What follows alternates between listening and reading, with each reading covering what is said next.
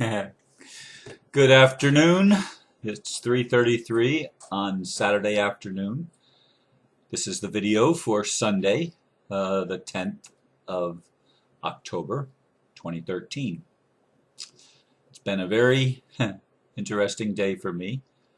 I watched my grandkids this morning, and being a Saturday, other kids were home, and the two girls, the girl that lives across the street and her cousin who was visiting, ended up being in my house with my three. So there were 5 kids this morning that were running all through my house. That's never happened before.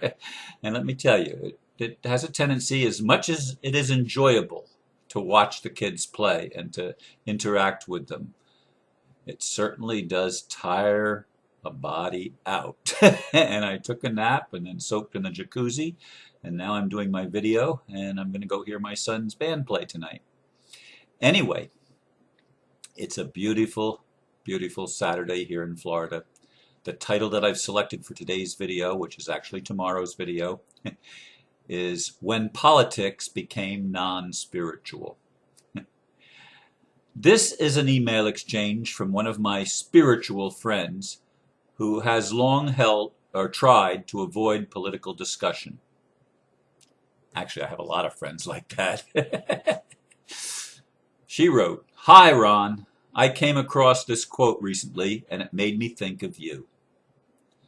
It came from a pamphlet called An Inquiry Concerning the Nature of Political Justice, written in 1793 in England by William Godwin. I grew up on Godwin Avenue in Midland Park, New Jersey. I'm interjecting some things that I don't have written down. You'll see that when you see my blurb written. Anyway, the quote from Mr. Godwin is, "Man is born free and has no obligation to submit to the will of a government unless he judges that will to be imposed for the good of all." End quote. Just thinking of you, she concluded her email. And I replied, "The reason our governments have become so corrupt is because spiritual people swallowed the lie that politics was non-spiritual. As I've long thought, everything is spiritual in nature, and anything we exclude will come back and bite us. There is no separation. That is the only real illusion." If you want to know what went wrong in our world, this might be one place to look. Yeah, I know. Religion and politics don't mix. Separation of church and state. These are ideas that have come down to us strongly in the 20th century in America and around the world. There's been a disconnect between the political activity that goes on in our world and the spiritual activity that goes on in our world. And somehow there's been a wall erected to divide these two things. But both politics and spirituality, like it or not, are part of human life. They are part of society's reality. And you're not going to separate them successfully without wreaking havoc on each.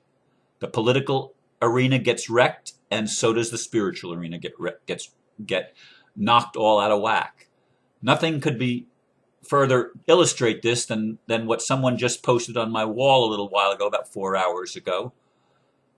He wrote, "A few words of guidance for the awakening human soul. There is no right or wrong thoughts, words, actions, or affections any longer." And I replied to that comment. Actually, it was a very long, he puts long things in. His name is Daniel. Puts really long things on there. And I wrote, "I did not read the whole thing, but point number 1 is totally incorrect. That is false New Age teaching. There are and always will be actions that are inherently wrong, those that cause harm, loss, or violate the free will of another. This is universal common law that applies to every sentient being. This does not depend on dimensions or any other factor. It is eternal. Mr. Godwin was right. Man is born free. And we are not obligated to obey laws that are themselves unlawful. And most laws in our political arena in the modern world are violations of human rights, they are violations of common sense, and they are violations of truth and justice. And I'm not going to say what might come after that from the Superman comic and series, because it affects the entire world. It doesn't have to do with one continent or one nation. It has to do with humanity. You violate justice, you violate principles of truth, as the New Age doctrines often teach, some of them derived from New Thought doctrines, and trying to separate.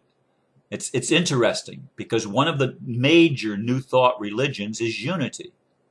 And unity also, I'm not going to say every unity church, but many of them do not get involved in politics.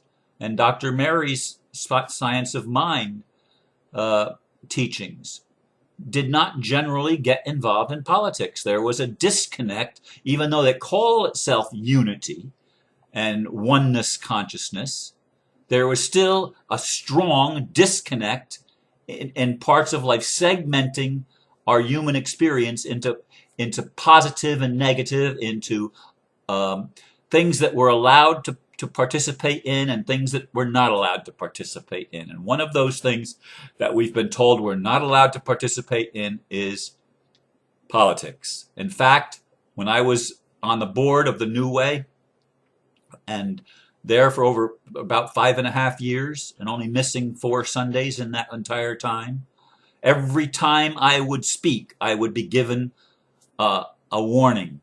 Don't talk about politics. And when I asked to speak at different groups, I'd be told, don't talk about politics.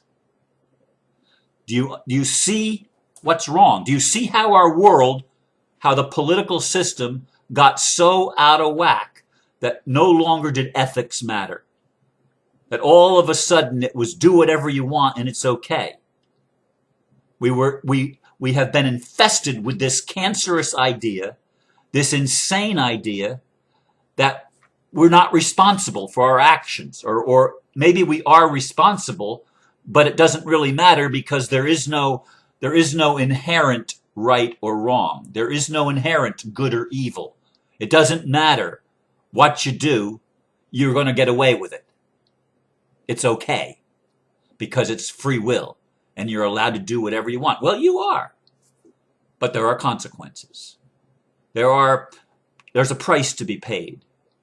When we do things that harm another, when we do things that cause loss to another, and especially when we violate anyone else's free will. We don't have the right to manipulate or coerce or force anybody to do anything. We don't have that right. Now, a parent raising a child has to put certain restrictions on the child as part of the teaching process of teaching the child what is safe and what isn't safe, etc.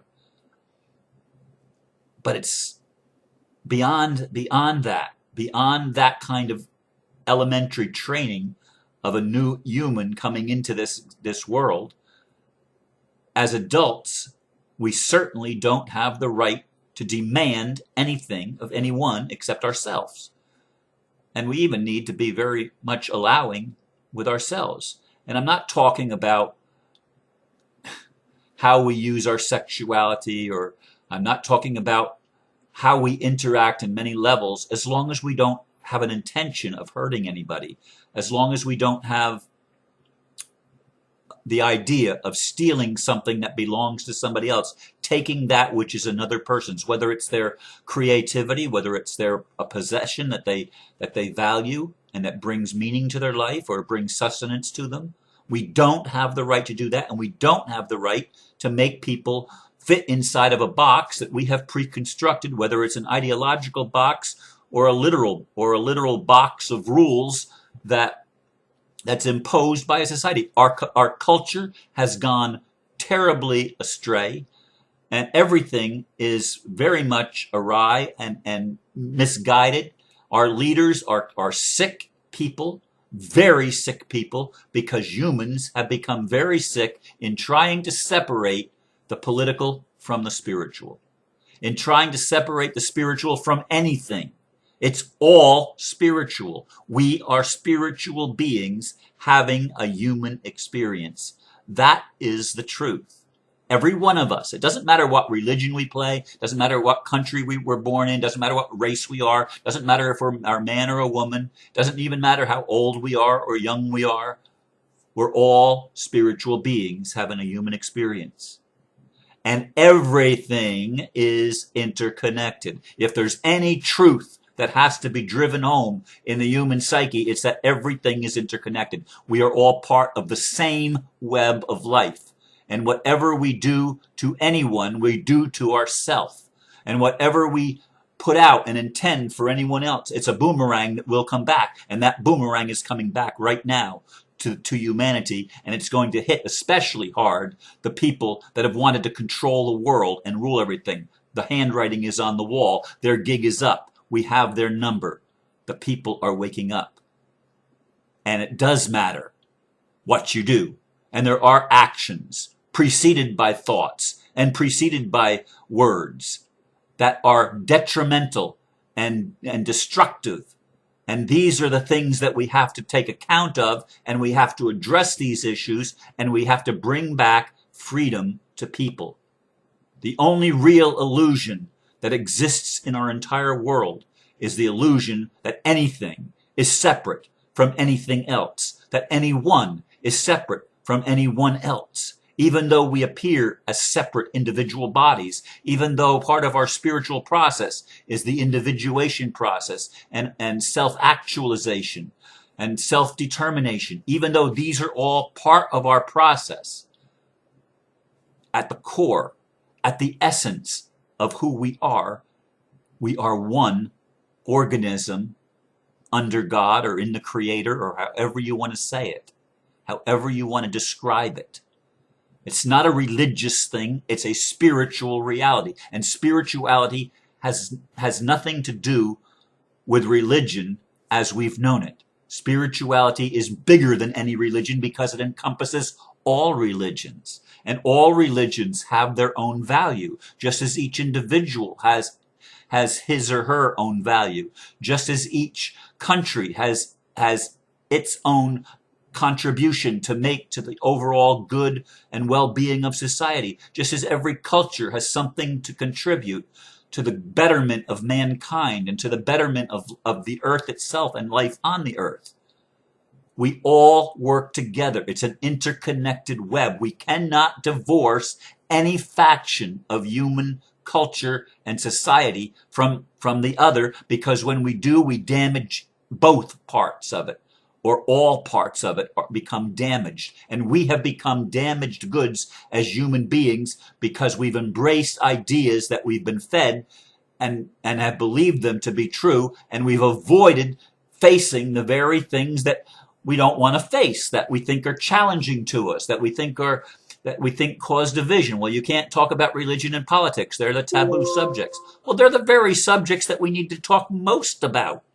The reason they're taboo is because when we come to grips with those things, we will be able to heal. We will be able to integrate the best from each and become whole instead of fragmented beings, not knowing who the heck we are, not knowing how to relate to ourselves or to each other, not being able to create and generate healthy relationships. Even when we have relationships, they're not healthy relationships because we forgot how to become whole. We forgot how to heal. And now we're remembering. Now we're remembering that we're all interconnected. Now we're remembering that what happens in China affects the United States and vice versa. That what happens in Russia affects Europe. That what happens in Africa affects what happens in Australia. And what happens anywhere in the world affects everywhere in the world sooner or later, because it's a ripple effect, because we are one people. And the one people's public trust and other people that are working with a vision to create a better society are beginning with that premise that we are one and interconnected in a common web of life. And I am my brother's keeper. I am my sister's keeper. I am the friend, the lover, the brother, the father. I am the one who stands before you and stands before God and stands before all the cosmos and declare that it's time we put an end to this separation lie that has been spread, and the lie that has been spread that it doesn't matter what we do, that there are no right or wrong actions, that everything is okay, that allows people to act without thinking that they can escape consequences, thinking they can get out of the way of the boomerang as it comes back. It ain't going to happen, folks. It ain't going to happen. The boomerang's coming back. And those that are not smart enough, those that do not have enough wisdom to make the changes that need to be made in our consciousness and in our attitude toward each other and toward ourselves and toward life, that boomerang is going to come back and it's going to hit hard. It's going to hit hard. But it doesn't have to do a lot of damage if we just wake up and use wisdom and common sense and return to universal common law. This is where we're headed, folks, and it's going to heal us. It's going to heal the world that we live in. We're going to be able to clean up the mess on the planet.